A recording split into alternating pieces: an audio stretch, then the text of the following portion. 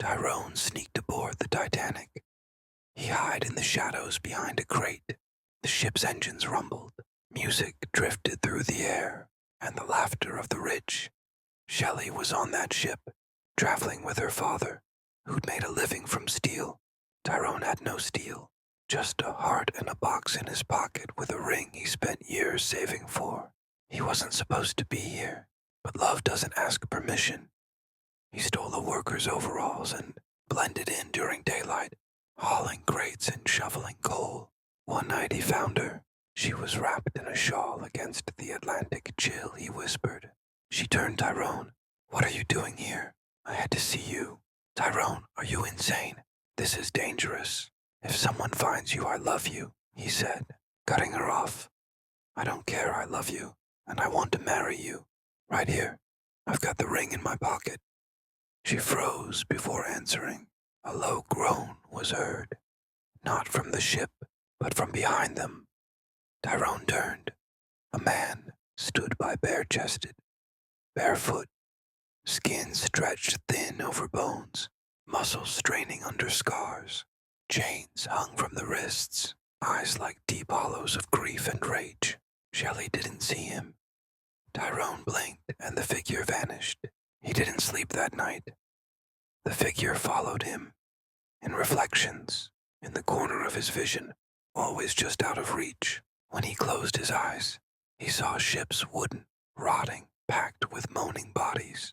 He felt the iron burn his wrists, salt and lashes, the stink of blood and waste, screams, in a language that had been beaten out of mouths. He woke gasping, drenched in sweat.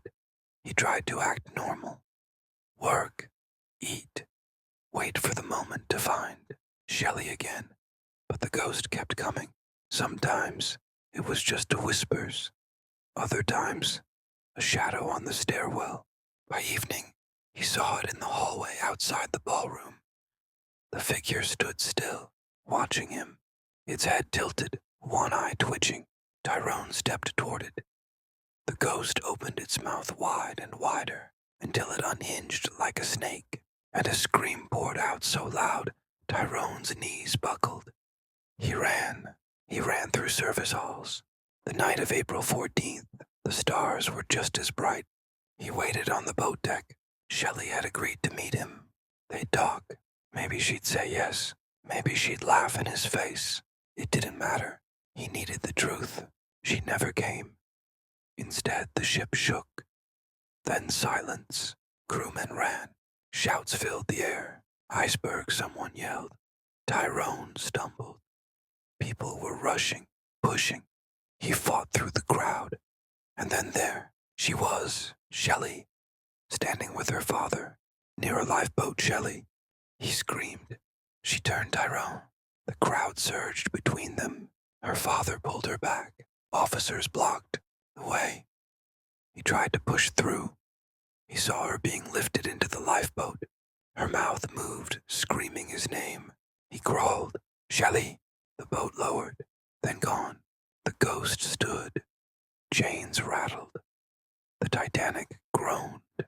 Metal shrieking. Water surged across the deck. He dropped to his knees. He screamed her name as the ship broke apart. Cold darkness, silence.